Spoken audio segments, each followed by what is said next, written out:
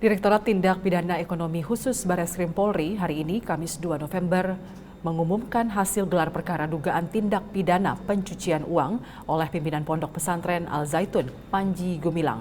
Berikut keterangan Dirtipideksus Barreskrim Polri, Brigjen Pol Wisnu Hermawan, terkait penetapan Panji Gumilang sebagai tersangka kasus TPPU. Setelah kita telusuri aset dan transaksi yang ada, rupanya APG mempunyai nama lain, yaitu Abdurrahman Rasid Panji Gumilang, ada juga Abu Totok, ada juga Abu Ma'arik, ada juga Samsu Alam. Jadi kelima nama tersebut kita cek rekeningnya, cek transaksinya, dan ada ribuan transaksi. Penyidik telah melakukan pemblokiran terhadap beberapa rekening, ya. Ada 144 rekening, dan dari analisa penyidik sampai saat ini hanya ada 14 rekening yang ada isinya, berjumlah kurang lebih 200 miliaran. Dari analisa tersebut, penyidik mempunyai bukti bahwa APG di tahun 2019 telah menerima pinjaman dari Bank Trust sejumlah 73 miliar. Dana tersebut yang dipinjam oleh yayasan masuk ke dalam rekening pribadi dari APG dan digunakan untuk kepentingan APG. Kemudian cicilannya diambil dari rekening yayasan, sehingga terbukti bahwa ada tindak pidana asal, yaitu tindak pidana yayasan dan tindak pidana penggelapan. Di samping itu juga ditemukan oleh penyidik bahwa sejak tahun 2016 sampai 2023 ada pembelian aset yang dimiliki oleh APG berasal dari uang yayasan. Inilah bukti tindak pidana asal yang ditemukan oleh penyidik, dan penyidik pun melakukan tracing aset terhadap beberapa aset dan rekening.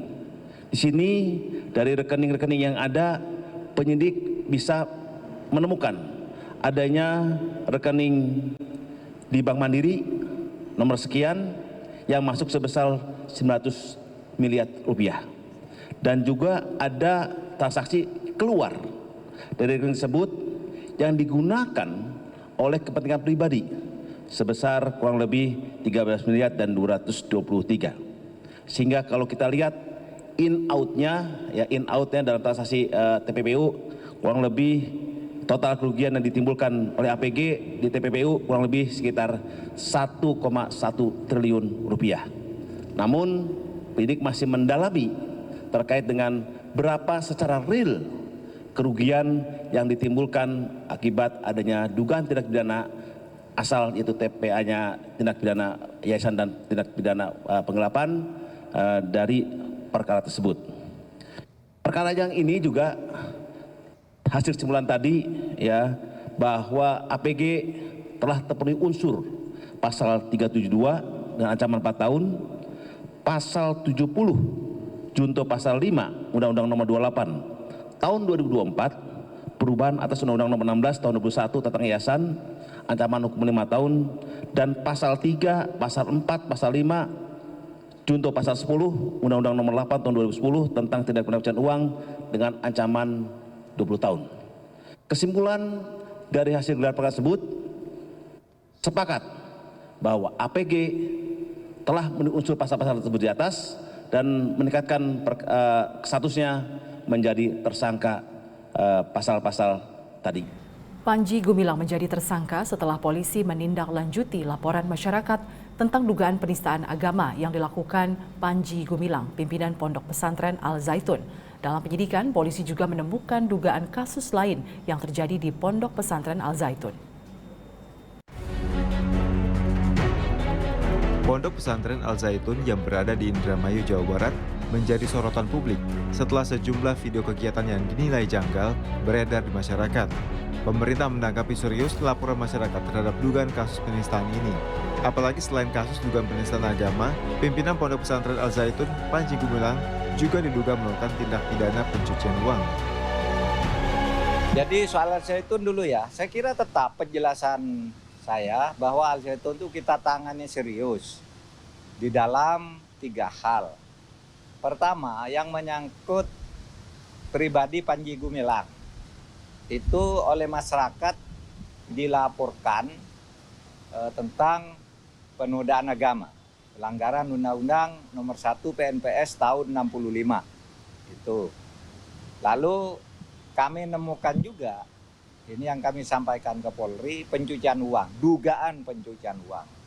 Karena kekayaan Yayasan Al Zaitun itu kan seperti kita katakan, kita memblokir 145 rekening dari 256 rekening pribadi ditambah sisanya sampai 367. Itu kira-kira 60-an gitu, kira 70 rekening lain yang terkait dengan itu. Ada yayasannya sendiri banyak gitu. Nah itu diperiksa demi ketertiban. Kemudian itu semua perlu proses karena ini menyangkut hukum, kita tidak boleh buru-buru. Yang penting sudah ada SPDP dan sudah menyebut SPDP itu sudah menyebut nama inisial. Itu saya kira udah jelas masyarakat ini orangnya, bahwa kapan nanti tindakan hukum yang lebih konkret, misalnya pemanggilan, penahanan, pengajuan dan sebagainya, itu memang harus lebih hati-hati, Al Zaitun itu satu lembaga pendidikan yang menurut kami produknya sangat bagus. Anaknya pinter-pinter gitu ya. Sehingga kita akan selamatkan itu. Cuma bagaimana menyelamatkan itu nunggu posisi hukum dulu terhadap Panji Gumilang. Atas perbuatannya, Panji Gumilang dijerat dengan pasal berlapis, diantaranya pasal 15 Undang-Undang Nomor 1 Tahun 1946 atau pasal 156A ayat 1 KUHP atau pasal 45A ayat 2 Jungto pasal 28 ayat 2 Undang-Undang Nomor 19 Tahun 2016 tentang perubahan atas Undang-Undang Nomor 11 Tahun 2008 tentang informasi dan transaksi elektronik dengan ancaman hukuman 10 tahun penjara. Tim Liputan Polri TV. Presisi Utama akan segera kembali sesaat lagi.